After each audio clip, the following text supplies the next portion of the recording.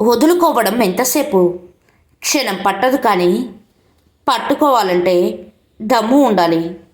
కష్టం వచ్చినప్పుడు తుంచుకోవడం కాదు, పంచుకోవాలి.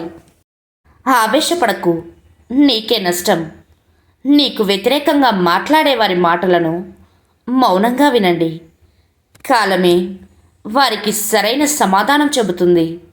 ఓపిక, సహనం అనేవి బలహీనతలు కావు, అంతర్గతంగా ఉండే శక్తులు అవి.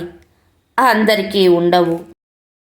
కురిసే వానకు స్వార్థం లేదు, పండే పంటకు స్వార్థం లేదు. నింగికి నేలకు లేని స్వార్థం మధ్య ఉన్న మనిషికెందుకు? పుట్టినప్పుడు పట్టుకరాడు, పోయేటప్పుడు పట్టుకపోడు. 3 నాళ్ళ ముచ్చట కోసం మోసాలు ఎందుకు, ద్వేషాలు ఎందుకు? జీవితంలో ఏది ఎప్పుడు రావాలో అప్పుడే వస్తుంది. ఏది ఎంతకాలం నీతో ఉండాలో అంతవరకే ఉంటుంది. ఏది ఎప్పుడు వదిలిపోవాలో అప్పుడే పోతుంది. ఇందులో దేన్ని నువ్వు ఆపలేవు. నీ చేతిలో ఉన్నది ఒక్కటే. ఉన్నంతవరకు నీతో ఉన్న వాటి విలువ తెలుసుకొని జీవించడమే. ఎక్కువగా ఎవరినీ నమ్మకు, మోసపోతావు. ఎవరి కోసం ఆలోచించకు, వాళ్ళకే అలసైపోతావు. ఎక్కువగా విలువ ఇవ్వకు, గౌరవాన్ని కోల్పోతావు. ఎవరిని ప్రశ్నించకు, శత్రువు అవుతావు. ముందుగా నా వాళ్ళు అని ఆలోచించడం తగ్గించుకో.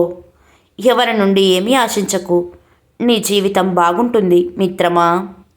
బరువు మోసేవారి కంటే బాధ్యత తెలిసిన వారే గొప్పవారు. ముఖంపై చేదుగా మాట్లాడేవారు ఎప్పుడూ మోసం చెయ్యరు. భయపడవలసింది తీయగా మాట్లాడేవారితోనే.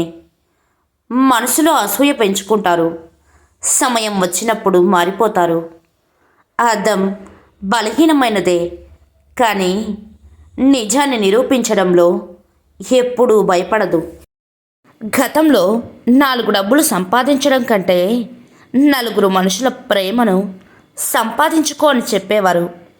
ఇప్పుడు 4 డబ్బులు నీ దగ్గర ఉంటే మనుషులు కూడా ప్రేమతో పలకరిస్తారు అని చెప్తున్నారు. విలువ తెలుసుకోలేని వారు ఎప్పటికీ సంపాదించలేరు. సంపాదించినా నిలబెట్టుకోలేరు. కష్టపడే సంపాదించుకున్నవారు వృధా చెయ్యలేరు. చేసినా తిరిగి సంపాదించుకోగలరు. అది స్నేహమైనా, ప్రేమైనా, డబ్బైనా మిత్రమా. తప్పు లేని చోట తల వంచకు, నమ్మకం లేని చోట వాదించకు. మనకు నచ్చినా నచ్చకపోయినా బ్రతుకున్నంతకాలం బాధ అనేది మన జీవితంలో ఒక భాగం. చూసే కళ్ళకేం తెలుస్తుంది, మోసే గుండెకు తెలుస్తుంది బాధ అంటే ఏంటో. బంధం ఏదైనా బాధ పంచుకునేలా ఉండాలి, కానీ బాధ పెట్టేలా కాదు. నువ్వు పడిపోయి ఓడిపోతావని అంతా ఎదురు చూసిన చోటే నిలదొక్కుని నిలబడి గెలిచి చూపించడమే నీ అసలైన గెలుపు. బలహీనమైన మొక్క కూడా బలమైన బండరాయిని చీల్చుకొని భారీ వృక్షంగా ఎదుగుతుంది. అలాగే గెలవాలంటే సంకల్పం బలంగా ఉంటే ఎంతటి కష్టమైనా అడ్డు తొలుగుతుంది. విలువైనది పక్కన ఉన్నప్పుడు గుర్తించము, కళ్ళెదురుగా ఉన్నా పట్టించుకోము.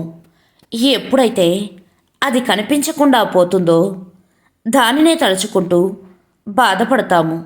ఇదే కదా జీవితం.